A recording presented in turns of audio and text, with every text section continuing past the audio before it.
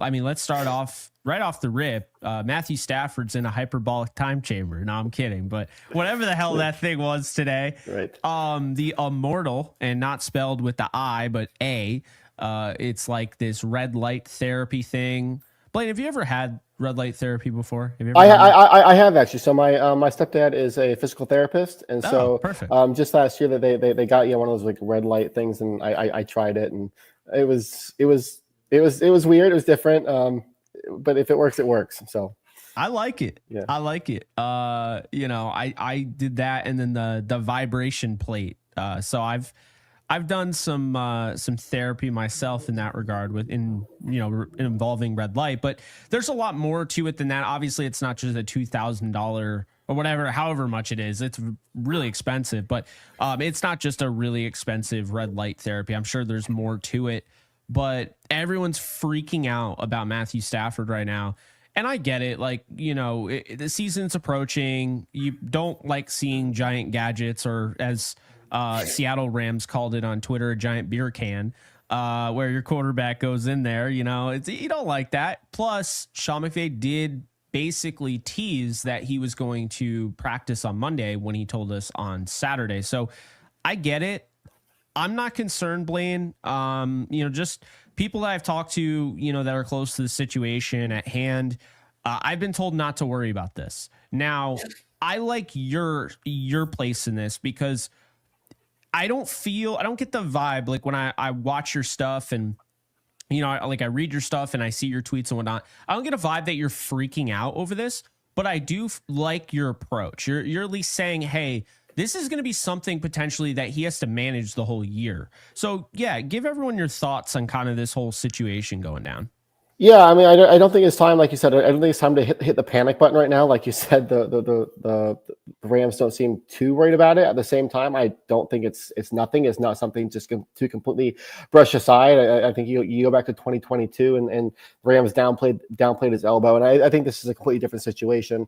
But at the same time, they downplayed the elbow. Nothing's wrong. He's fine, whatever. And then in February, Sean McVay comes out and says people forget how big of a deal that was. It's like, no, we didn't forget how big of a deal it was because you never made it a big deal. You said it was nothing. So I think it is something to pay attention to. You never want your 37-year-old quarterback to be dealing with a back injury, and then Stafford has a history of back injuries. He had the spinal contusion back in 2022. That's what ended his season.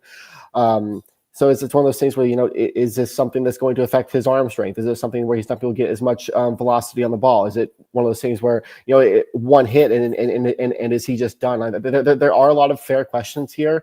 But at the same time, we do. I think until Stafford takes a field for the first time, he actually practices, and people start to see that he's okay. I think there's going to be a little bit of hesitancy on where Stafford's at, but yeah, we still have about a month to go until the start of the season. So I wouldn't hit the panic button just yet, but I think as the season approaches day by day, I think things start to get just a little bit more worrisome. Yeah, no, that makes sense. I mean, honestly, if I didn't have, those comments that were made to me, by those people, those sources, I would probably be a little concerned, but I'm going to trust him on this one. And I think it's the thing here. And this is what I've been saying for anybody that, comments on my stuff and is like, you're not worried. It's like, well, hear me out. Matthew Stafford, we already knew it's documented, earlier in, the offseason program, he was feeling some back, uncomfortability, if you will. Right. So nothing's changed from that standpoint. Right. Which I'm not really surprised. A 37-year-old with back issues. Hell, Blaine, I woke up today. I didn't like the way my back felt either.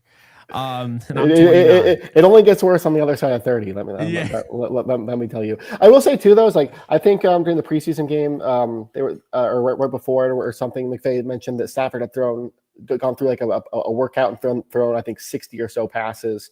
And so was this a reaction to that? Was he just a little bit sore from that? So I think that workout is something to kind of keep in mind, I guess, with him missing practice today too. Oh, of course. And then the other side of it is, so you have that side, right, where he already expressed the back concern. But then the other side is man, I have no doubt in my mind, Matthew Stafford, throughout this whole process, if these were games, he'd be playing. Yeah. And that's the difference. And I think we also have to understand something here.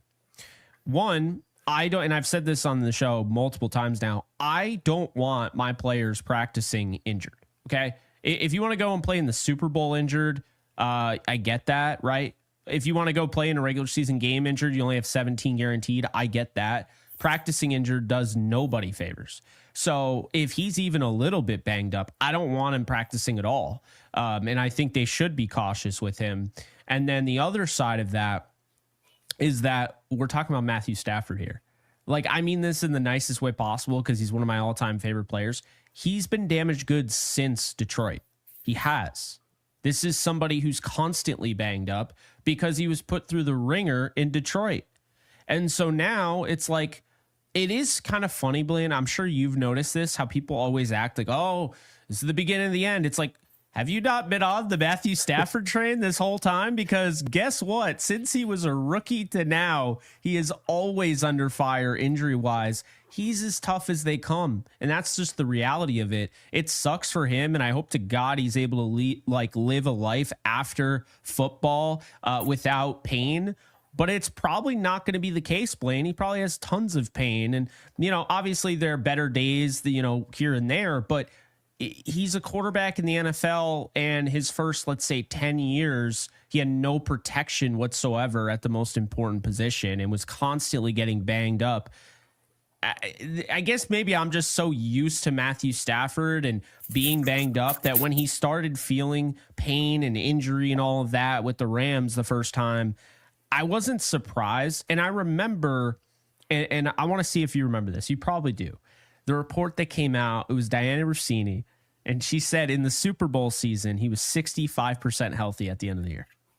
Yeah, no, I remember that. And he had one of the better postseasons of in recent memory. And I think, you talk to any of Matthew Stafford's former teammates. I think Andrew Whitworth has said it. This is one of the toughest guys that I've ever played with, and I've ever played for. You talk to any past coaches that have coached Stafford, and they say the same thing. So yeah, I mean, this isn't.